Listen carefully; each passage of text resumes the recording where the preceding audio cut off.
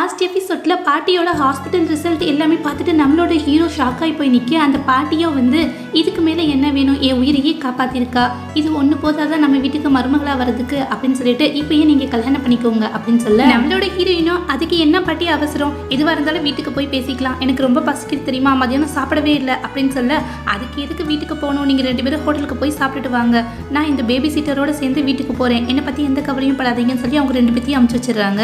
நம்ம ஹீரோவோ ஹோட்டலுக்கு வந்த பிறகு ட்ரிங்க்ஸ் பண்ணிட்டு இருக்கான். இப்போ நம்மளோட ஹீரோயினை பார்த்து 1 வருஷத்துக்கு பிறகு நம்ம கல்யாணம் பண்ணிக்கலாம் சரியா அப்படின்னு சொல்ல அவளோ சரின்னு சொல்றா. இப்போ கொஞ்ச நேரம் கழிச்சு நம்ம நாளைக்கே கல்யாணம் பண்ணிக்கலாமா அப்படின்னு சொல்லி கேட்க அவளோ சிரிச்சிட்டு இருக்கா. எதுக்காக சொல்றேன் அப்படின்னா பாட்டி இன்னும் கொஞ்ச நாள் தான் உயிரோட இருக்க போறாங்க, அவங்களோட சந்தோஷம் தான் எனக்கு முக்கியம் அப்படின்னு சொல்லிட்டு சரி நீ இங்கே வெயிட் பண்ண, ரெஸ்ட் ரூம் போயிட்டு வரேன் அப்படின்னு சொல்லிட்டு கிளம்புறான். இப்போ அந்த டயத்துல வந்து நம்ம ஹீரோயினோட அம்மாவும் தங்கச்சி அந்த இடத்துக்கு வர என்னம்மா நான் பெத்த பொண்ணு என்ன பண்ற அப்படின்னு சொல்லி கேட்க இதை கேட்டு நம்மளுடைய ஹீரோயின் ஷாக் ஆயிரா. நான் உங்க பொண்ணு தான் அப்படின்னு சொல்லிட்டு எதை வச்சு சொல்றீங்க அப்படின்னு சொல்லி கேட்க அது ஒன்றும் பெரிய விஷயம் கிடையாது அப்படின்னு சொல்லிட்டு பேச இப்போ அவளோட அம்மாவோ வந்து எங்க பிளான் எல்லாத்தையும் சொதப்பிட்டு நீ மட்டும் சந்தோஷமா இருக்கியா அப்படின்னு சொல்லி கேட்டுட்டு இருக்காங்க. நம்மளோட ஹீரோயினோ மரியாதையை இங்க இருந்து போயிடுங்க, இந்த லைஃப்பை என்ன நிம்மதியா வாழ விடுங்க அப்படின்னு சொல்லி கேட்க அப்படின்னா வந்து 1 டைம் பேமெண்டா ஒரு பெரிய அமௌண்ட்டை எங்களுக்கு செட்டில் பண்ணு, ஓ பக்கமே வரமாட்டோம் அப்படின்னு சொல்லி பேசிட்டு இருக்க. அப்ப கரெக்டா அந்த இடத்துக்கு நம்மளோட ஹீரோ வந்துடுறான்.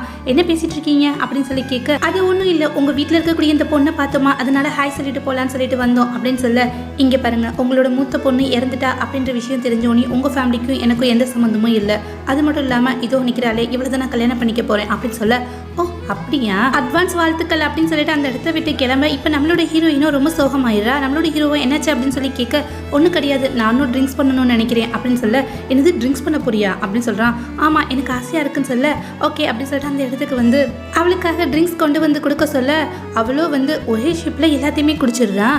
என்னடி இது இப்படி குடிச்சிட்டு இருக்க அப்படின்னு சொல்லி கேட்க மறுபடியும் பக்கத்தில் இருக்கக்கூடிய கிளாஸையும் எடுத்து குடிச்சிடுறான். அது சரி மிகப்பெரிய குடிகாரியா இருப்பா போல இருக்கே அப்படின்னு சொல்லிட்டு பார்க்க அவளும் சிரிச்சிட்டு இருக்கா. இப்போ போதையில அவளும் நடக்க முடியாம தள்ளாட இப்போ நம்மளோட ஹீரோ வந்து ஹீரோயினை தூக்கிட்டே நடந்து போய்கிட்டு இருக்கான். அப்ப நான் உங்ககிட்ட ஒரு உண்மையை சொல்ல ஆசைப்படுறேன் அப்படின்னு சொல்ல அவனும் கார்ல அவளை உட்கார வச்சுட்டு என்னது அப்படின்னு சொல்லி கேட்டுட்டு இருக்கான். அதுவா என்னோட முகம் வந்து பார்க்கறதுக்கு ரொம்ப அசிங்கமா இருக்கும் தெரியுமா, இப்பதான் இந்த மாதிரி மாறிடுச்சு அப்படின்னு சொல்ல ஓ அப்படியா இந்த அழகான முகம் வந்து பிளாஸ்டிக் சர்ஜரி பண்ணதுக்கு பிறகுதான் உனக்கு வந்துச்சா அப்படின்னு சொல்லி காமெடி பண்ணிட்டு இருக்கான். அவ்வளவுதானா அப்படின்னு சொல்லி கேட்க இல்ல இன்னொரு சீக்கிரட்டும் இருக்கு அப்படின்னு சொல்றான். என்னது அப்படின்னு சொல்லி கேட்க எனக்கு இன்னொரு ஐடென்டிட்டி இருக்கு தெரியுமா அப்படின்னு சொல்ல என்னது அப்படின்னு சொல்லி கேட்டுட்டு இருக்கும் போதே வந்து மயங்கி கீழே விழுந்துடுறா. இப்ப கார்ல உட்காந்து பேசிட்டு இருப்பாங்களா அவங்களோட டிரைவரோ வந்து என்னது இந்த பொண்ணுக்கு இன்னொரு ஐடென்டிட்டி இருக்கா, ஒருவேளை இந்த பொண்ணு வந்து கிரிமினலா இருப்பாளோ சார், இப்பதான் ஒரு கிரிமினல் தப்பிச்சு போனதா வந்து சொல்லிட்டு இருந்தாங்க, அதனால எதுக்கும் நீங்க செக் பண்ணிக்கோங்க சார் அப்படின்னு சொல்ல நம்மளோட ஹீரோவை குழம்பி போயிடுறான். இப்ப வந்து போலீஸை வர வச்சு இந்த பொண்ணு வந்து ட்ரிங்க்ஸ் பண்ணிட்டு மயங்கிருப்பா இல்லையா, நான் என்னோட ஃபியான்சியை வந்து கல்யாணம் பண்ணிக்கிறதுக்கு ஆசைப்படுறேன், அதனால அவளோட ஃபிங்கர் பிரிண்ட்டை வந்து செக் பண்ணி இவ எது கிரிமினல் லிஸ்ட்ல இருக்காளான்னு பார்த்து சொல்லுங்கன்னு சொல்ல அவங்களும் வந்து அதை செக் பண்ணிட்டு இவன் பணக்காரனாச்சே நாளைக்கு ரிசல்ட்டை சொல்றோம் அப்படின்னு சொல்லிட்டு போயிடுறாங்க.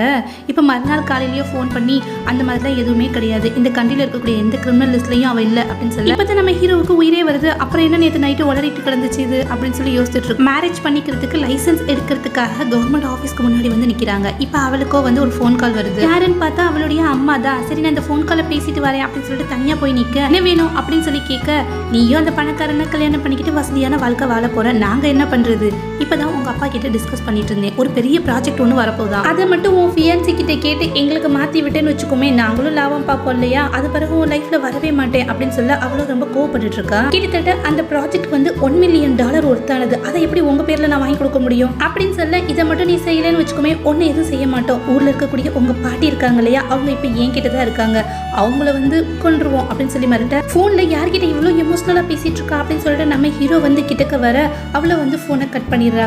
என்னாச்சு அப்படின்னு சொல்லி கேட்க இல்ல நம்ம இந்த லைசன்ஸை இப்ப எடுக்க போறது கிடையாது, என்னால வந்து உங்களை கல்யாணம் பண்ணிக்க முடியாது அப்படின்னு சொல்றா. எதுக்காக அப்படின்னு சொல்லி கேட்க இந்த காரணமும் என்னால சொல்ல முடியாது, நம்ம பிரேக்கப் பண்ணிக்கலாம் அப்படின்னு சொல்லிட்டு நடக்கிறா. இது இந்த மாதிரி நீ போனேன்னு வச்சுக்கோமே இனிமேல் எப்பவுமே நான் உங்ககிட்ட பேச மாட்டேன் அப்படின்னு சொல்ல என்ன மன்னிச்சிருங்க, என்னை விட வந்து ஒரு நல்ல பொண்ணு உங்களுக்கு கிடைப்பா அப்படின்னு சொல்லிட்டு அந்த இடத்துல விட்டு கிளம்புறா. கிட்டத்தட்ட $1 மில்லியன் ஒர்த் இருக்கக்கூடிய ஒரு ப்ராஜெக்டை பேரண்ட்ஸோட பேர்ல வந்து மாத்தி கொடுக்க சொல்லி சொன்னோன்னு வச்சுக்கோங்களேன், பணத்துக்காக அவனை காதலிக்கிற மாதிரி ஆயிடும் அப்படின்னு சொல்லிட்டு எதுவுமே பேசாம இப்ப அந்த இடத்த விட்டு கிளம்ப அவனும் சோகமா அவளை பார்த்துட்டு நிக்கிறான். இன்னொரு பக்கம் அவளோட தங்கச்சியோ கேள்விப்பட்டியாமா உன்னோட மூத்த பொண்ணு அந்த சிஇஓ வந்து பிரேக்கப் பண்ணிட்டாலாம் அப்படின்னு சொல்ல, அடியே நீ வேற, அவங்ககிட்ட எப்படியாவது பேசி அந்த 1 மில்லியன் ப்ராஜெக்ட் நம்ம பேர்ல வந்து வாங்கிக்கலாம்னு சொல்லி பார்த்தா இந்த மாதிரி கவுத்துட்டாலே அப்படின்னு சொல்லி கோவப்பட, ப்ராஜெக்ட் போனா என்ன, உன் பொண்ணு தான் இப்போ அழகா மாறிட்டா இல்லையா, கண்டிப்பா அவளை கல்யாணம் பண்ணிக்கிறதுக்கு ஏதாவது பணக்கார கிழவனுங்க வந்து அலைஞ்சிட்டு இருப்பானுங்க, அதுல எவனாவது ஒருத்தனை பிடிச்சு இவ்வளவு வித்துருவேன் அப்படின்னு சொல்ல, இதுவும் நல்ல ஐடியா தான் அப்படின்னு சொல்லி 2 சேர்ந்து பிளான் போட்டுட்டு இருக்குங்க. இன்னொரு பக்கம் நம்மளோட ஹீரோயினும் வந்து ஹீரோவோட பாட்டி இருப்பாங்க இல்லையா, அவங்க கிட்ட போய் என்ன மன்னிச்சிருங்க பாட்டி, என்னால உங்க பேரனை கல்யாணம் பண்ணிக்க முடியாது அப்படின்னு சொல்ல, அவங்களும் வந்து என் பேரனை பார்த்து நீ பயப்பட வேண்டாமா, அவன் ரொம்ப நல்லவன், இன்னும் கொஞ்ச நாள் அவன் கூட பழகி பாருமான்னு சொல்ல, அவளும் அதை ஒத்துக்காம அங்கிருந்து கிளம்பிடுறா. இப்ப நம்மளுடைய ஹீரோவோ ரொம்ப அப்செட்டா உட்காந்துருக்கான். இப்ப அவனோட மேனேஜரும் என்னச்சு சார் ரொம்ப சோகமா உட்காந்துட்டு இருக்கீங்களே, ஏதாவது பிரச்சனையா என்ன சொல்லுங்க, நான் தீர்த்து வைக்கிறேன் அப்படின்னு சொல்ல, நம்ம ஹீரோவோ இங்க பாரு, ஒருவேளை நீ ஒரு பொண்ணா இருக்கேன்னு வச்சுக்கோமே, என்ன கல்யாணம் பண்ணிக்கக்கூடிய ஆப்பர்ச்சுனிட்டி கிடைச்சிச்சுன்னு வச்சுக்கோமே, பண்ணிக்குவியா அப்படின்னு சொல்லி கேட்க, அவங்களும் சிரிச்சிட்டு இருக்கான். என்ன சொல்ல சிரிச்சிட்டு இருக்க அப்படின்னு சொல்ல, ஒருவேளை நான் பொண்ணா இருந்தேன்னு வச்சுக்கோமே, கண்டிப்பா வந்து உங்களுக்கு கல்யாணம் பண்ணிக்குவேன் அப்படின்னு சொல்ல, அது சரி, எங்க வீட்டுல ஒருத்தி இருந்தா இல்லையா, அவளை கல்யாணம் பண்ணிக்க சொல்லி பாட்டி வற்புறுத்தினாங்க, சரின்னு சொல்லிட்டு லைசன்ஸ் எடுக்கிறதுக்காக ஆபீஸ் வாசல்ல போய் நின்னா அங்க வச்சுட்டு என்ன பிரேக்கப் பண்ணிட்டு போயிட்டா தெரியுமா அப்படின்னு சொல்லி ஃபீல் பண்ணி, என்ன சார் சொல்றீங்க, என்னாச்சு அப்படின்னு சொல்லி கேட்க, லைசன்ஸ் எடுக்கிறதுக்கு ஆர்வமா தான் வந்தா, ஆனா வந்து வழியிலேயே ஒரு ஃபோன் கால் வந்துச்சா, அதே தான் அந்த ஃபோன் கால் தான் ஏதோ வந்து மிஸ்டேக், அதை வந்து ட்ரேஸ் பண்ணிப்பாரு அப்படின்னு சொல்லி சொல்ல, இன்னொரு பக்கம் நம்மளோட ஹீரோயினும் வந்து அவங்க பாட்டியை அடிச்சு வச்சிருப்பாங்க இல்லையா, அந்த இடத்துக்கு வந்துடுறா. அவங்க பாட்டியும் எதுக்காக நீ இங்கே வந்த, உன்னோட அம்மாவும் அப்பாவும் மிருகமாக மாறிட்டாங்க தெரியுமா, நீ அந்த பணக்காரங்கிட்டே போயிடு, அவங்ககிட்ட இருக்கிறது தான் உனக்கு பாதுகாப்பு அப்படின்னு சொல்ல, கரெக்டாக அந்த இடத்துக்கு அவளோட அம்மா வந்து பாட்டியும் பேத்தியும் சேர்ந்து எங்கே தப்பிச்சு போக பார்க்குறீங்க அப்படின்னு சொல்லி கேட்க, நம்ம ஹீரோயினும் நான் அந்த பணக்காரனை பிரேக்கப் பண்ணிட்டு வந்துட்டேன், இனிமேட்டு உங்கள் ப்ராஜெக்ட் பற்றி பேச முடியாது அப்படின்னு சொல்ல, அதெல்லாம் எனக்கு நல்லாவே தெரியும், உனக்கு அதனாலதான் வேற ஒரு பிளான் போட்டிருக்கேன் அப்படின்னு சொல்லிட்டு, ஒரு பெரிய பணக்கார கிழவனுக்கு உன்னை கல்யாணம் பண்ணி வைக்க போறோம், அதுக்கான பணத்தையும் உங்க அப்பா கையில வாங்கிட்டாரு தெரியுமா அப்படின்னு சொல்ல, அந்த பாட்டியோ நீ பெத்த பொண்ணுகிட்டே இப்படி நடந்துக்கிறியே அப்படின்னு சொல்ல, அவங்கள பிடிச்சி கீழே தள்ளி விட்டுட்டு நம்ம ஹீரோயின் இழுத்துட்டு போயிடுறாங்க. இப்ப அந்த பணக்காரனும் நம்மளோட ஹீரோயினை கல்யாணம் பண்ணிக்கிறதுக்காக அவங்க வீட்டுக்கு வந்து உட்கார்ந்துருக்க, அவளோட அம்மாவும் வந்து என்னோட பொண்ணு உங்களுக்கு தான், கவலையே படாதீங்க, மேக்கப் பண்றதுக்காக கூட்டிட்டு போயிருக்காங்க அப்படின்னு சொல்லிட்டு ஒரு கப்ல காஃபி எடுத்து கொடுத்துட்டு இருக்கா.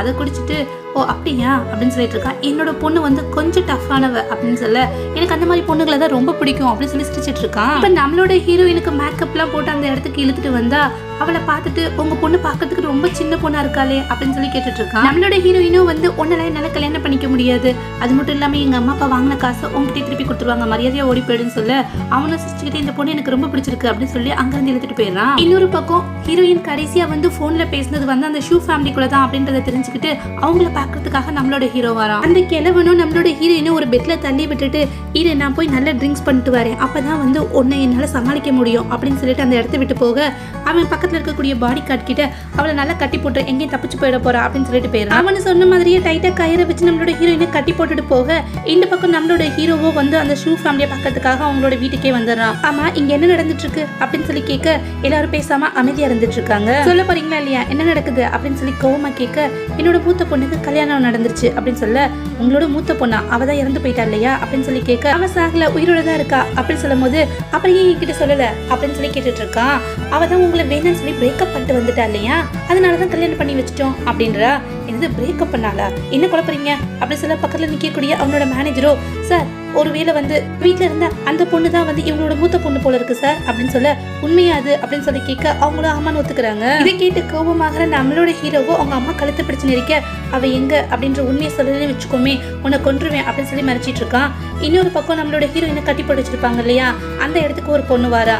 ஏதாவது உதவி வேணுமா உங்களுக்கு அப்படின்னு சொல்லி கேட்க, என்னை எப்படியாவது கழட்டி விடுங்க, இல்ல போலீஸ்க்கு கால் பண்ணுங்க அப்படின்னு சொல்ல, அவளும் நம்மளோட ஹீரோயினை கழட்டி விட்டு அவ அந்த இடத்த விட்டு ஓடி போயிடுறான். அந்த கிழவனும் நம்மளோட ஹீரோயினை பாக்குறதுக்காக வாரான். கட்டி போட்ட இடத்துல அவளை காணோம். உடனே பக்கத்துல நிக்கக்கூடிய பாடி கார்டை விட்டு அவளை தேட சொல்லிட்டு அப்படியே அந்த பெட்ல விழுந்துறான். நீ மட்டும் என் கையில மாட்டேன்னு வச்சுக்கோமே, என் பெல்ட்டாலேயே உனக்கு பாடம் கத்து கொடுப்பேன் அப்படின்னு சொல்லிட்டு உளறிக்கிட்டே அந்த இடத்துல கிடக்க, நம்ம ஹீரோவோ ஹீரோயினை தேடிட்டு கரெக்டா அந்த ரூம்குள்ள என்ட்ராக அந்த கிழவனை பார்த்தோன்னே அவனுக்கு கோவம் வந்துருது. இப்ப அவங்க அப்பா கண்ணத்திலேயே அறிஞ்சு, இப்படி ஒரு கிழவனுக்கு போய் உன் பொண்ணை கல்யாணம் பண்ணி கொடுக்கறதுக்கு ட்ரை பண்ணிருக்கியே, நீ எல்லாம் மனுஷனா அப்படின்னு சொல்லிட்டு கோவப்பட்டு இருக்கான். இன்னொரு பக்கம் அந்த கிழவன் கிட்ட எங்கடா அந்த பொண்ணை அப்படின்னு சொல்லி கேட்க, அவனும் வந்து அந்த பொண்ணு ஓடி போயிட்டா, எனக்கு எதுவும் தெரியாது சார் அப்படின்னு சொல்லி பயந்துட்டு இருக்கான். ஓடி போன ஹீரோயினை தேட சொல்லி நிறைய ஆட்களை அனுப்பி விட்டோம், அவளும் கிடைக்க மாட்டா. இன்னொரு பக்கம் அந்த ஷூ ஃபேமிலி இருக்காங்க இல்லையா, எங்க ஹீரோ நம்மளை கொன்றுவானோன்ற பயத்துல அந்த ஊரை விட்டே கிளம்புறதுக்கு ட்ரை பண்ணிட்டு இருக்காங்க. இந்த விஷயம் ஹீரோவுக்கு தெரிய வர அந்த 3 பேத்தையும் இந்த கண்ட்ரியை விட்டு வெளியில அனுப்பிடுங்க, இனிமேட்டு வந்து சவுத் சைட்ல அவங்க கால் வைக்கவே கூடாது அப்படின்னு சொல்லி அனுப்பி விட்டுறான். இன்னொரு பக்கம் யாருக்கும் தெரியாம ஓடி போன நம்மளோட ஹீரோயினும் அவ பாட்டி கூட வந்து ஒரு இடத்துல வந்து தங்கியிருக்கா. எங்க நம்மளோட அம்மா அப்பா நம்மள மறுபடியும் கண்டுபிடிச்சிட கூடாதுன்ற பயத்துல இருந்துட்டு இருக்க. இப்ப அவ பிரெக்னண்டா இருக்கா. இதை நினைச்சு ரொம்ப சந்தோஷப்பட இந்த விஷயத்த அங்கிள் கிட்ட சொன்னோம்னு வச்சுக்கோமே ரொம்ப சந்தோஷப்படுவாரு. ஆனா நம்ம வெளியில போனோம் அப்படின்னா எப்படியாவது என்னோட ஃபேமிலி என்ன கண்டுபிடிச்சு என்னோட குழந்தைக்கு ஏதாவது ஆபத்து வந்துடும் அப்படின்னு சொல்லிட்டு யாருக்கு தெரியாம அப்படியே அமைதியா இருந்துறா. நம்மளோட ஹீரோவோ ஹீரோயின் இல்லாம ரொம்ப சோகமா இருக்கான். இப்படியே சில மாதங்கள் போக நம்மளோட ஹீரோயினுக்கு குழந்தை பிறந்தது. யாருக்கு தெரியாம அதை கொண்டு வந்து நம்ம ஹீரோ வீட்டு வாசல்ல வச்சுட்டு போயிடுறா. ஹீரோவோட பாட்டியும் அந்த குழந்தைய தூக்கிட்டு வந்துட்டு இங்க பாத்தியா இந்த குழந்தை ஒன்ன மாதிரியே இருக்குல்ல அப்படின்னு சொல்லி கேட்க நம்மளோட ஹீரோவோ கோவப்படுறான். எப்படி என்ன மாதிரியே இருக்கும், யாரோ குழந்தை என்னெல்லாம் வளர்க்க முடியாது அப்படின்னு சொல்லிட்டு இருக்கும் போதே நம்மளோட ஹீரோயின் ஞாபகம் வந்துடும். அது மட்டும் இல்லாம அந்த குழந்தைக்கு பக்கத்துலயே ஒரு லெட்டர் இருக்கும். அதை எடுத்து படிச்சு பார்த்தா அது அவனோட குழந்தை தான் அப்படின்றது தெரிய வருது. இப்ப அவனோ ரொம்ப டென்ஷன் ஆயிடுறான். குழந்தைய கொண்டு வந்து இங்க வச்சுட்டு எங்கதான் போய் தொலைஞ்சா, இங்கதான் எங்கேயாவது இருப்பா, எப்படியாவது தேடி கண்டுபிடிங்க அப்படின்னு சொல்லிட்டு மேனேஜர் கிட்ட சொல்லி அனுப்ப நம்மளோட ஹீரோயினும் ஆரம்பத்துல ஒரு ஹோட்டல்ல வேலை பார்த்திருப்பா இல்லையா, அந்த ஹோட்டல்ல இப்ப மறுபடியும் வேலை பார்த்துட்டு இருக்கா. அங்க இருக்கக்கூடிய மேனேஜர் நம்ம ஹீரோயின் கிட்ட தப்பா நடந்துக்கிறதுக்கு ட்ரை பண்ணா அவளும் வந்து எனக்கு ஒரு குழந்தை இருக்கு அப்படின்னு சொல்லிட்டு இருக்கா. ஒன்னு பார்த்தா ஒரு குழந்தை இருக்கிற மாதிரிலாம் தெரியலையே அப்படின்னு சொல்ல அவளோ வந்து எனக்கு குழந்தை பிறந்து இப்பதான் 2 மாசம் ஆகுது அப்படின்னு சொல்ல அவனும் பரவாயில்ல அதனால என்ன எனக்கும் தான் குழந்தை இருக்கு அப்படின்னு சொல்லிட்டு அவளை தொட போக இப்ப அவனை நல்லா வந்து 4 அடி அடிக்கிறா. இதுல அவனும் போய் ஹாஸ்பிட்டல் அட்மிட் ஆயிடுறான். இப்ப அவனோட ஒய்ஃபோ என் புருஷனை அடிச்சது யாரடி அப்படின்னு சொல்லிட்டு அந்த ஹோட்டலுக்கு சண்டைக்கு வர நம்மளோட ஹீரோயினும் உன்னோட ஹஸ்பண்ட் வந்து என்கிட்ட தப்பா நடத்துக்கிறதுக்கு ட்ரை பண்ணா, அதனாலதான் அந்த மாதிரிலாம் அடிச்சேன் அப்படின்னு சொல்லிட்டு இருக்கா. இன்னொரு பக்கம் நம்ம ஹீரோயின் இருக்கக்கூடிய இடம் வந்து நம்ம ஹீரோக்கு தெரிஞ்சு போச்சு. அந்த ஹோட்டலுக்கு வந்து நம்ம ஹீரோயினை தேடி வர அந்த லேடியோ வந்து நம்ம ஹீரோயினை பத்தி தப்பா பேச இப்ப ஹீரோ கூட வந்த மேனேஜரோ அவ கண்ணத்திலே அரைஞ்சிட்டு இவங்க யாரு தெரியுமா, இந்த கம்பெனியோட முதலாளியோட ஒய்ஃப், இங்க இருந்து வெளியில அப்படின்னு சொல்லி அவளை வெளியில பத்தி விட நம்மளோட ஹீரோவோ நம்ம ஹீரோயினை பார்த்து ரொம்ப கோவப்படுறான். அவளோ வந்து சாரி அங்கிள் அப்படின்னு கேட்டு கிட்டக்க வர பைத்தியமா நீ வயிற்றுல குழந்தையும் வச்சுக்கிட்டு இவ்வளவு நாளா எங்க போனேன், என்கிட்ட வராம உன்னால எப்படி இருக்க முடிச்சது அப்படின்னு சொல்ல அவ்வளோ வந்து ஒருவேளை வெளியில வந்தேன்னு வச்சுக்கோங்களேன் என்னோட அம்மா அப்பா என்ன ஏதாவது பண்ணிருவாங்க, குழந்தை ஏதாவது பண்ணிருவாங்கன்ற பயத்துல தான் நான் வரல அப்படின்னு சொல்றான். உனக்கு ஒண்ணு தெரியுமா, உன் குடும்பத்தையே இந்த நாட்டை விட்டு நான் வெளியில அனுப்பி 1 வருஷம் ஆகி போச்சு தெரியுமா அப்படின்றான். எனக்கு இந்த விஷயம் தெரியாது, தெரிஞ்சிருந்தா கண்டிப்பா உங்ககிட்ட வந்திருப்பேன் அப்படின்னு சொல்லிட்டு அழுகுறான். இனிமேல் ஃபீல் பண்ணி என்ன பண்றது, நீ என்னோட பொண்டாட்டி இனிமேல், அதனால ஓ மேல கை வைக்கிறதுக்கு யாருக்கு தைரியம் வரும் அப்படின்னு சொல்ல என்னது பொண்டாட்டியா அப்படின்னு சொல்லி கேட்டுட்டு இருக்கா. பிறகு இல்லையா அப்படின்னு சொல்ல இப்ப 2 பேரும் ஒண்ணு சேர்ந்துடுறாங்க. இந்த வீடியோ உங்களுக்கு பிடிச்சிருக்குன்னு நம்புறேன். அப்படி பிடிச்சிருந்துச்சுன்னா மறக்காம நம்மளுடைய சேனலுக்கு சப்ஸ்கிரைப் பண்ணுங்க. தேங்க்யூ.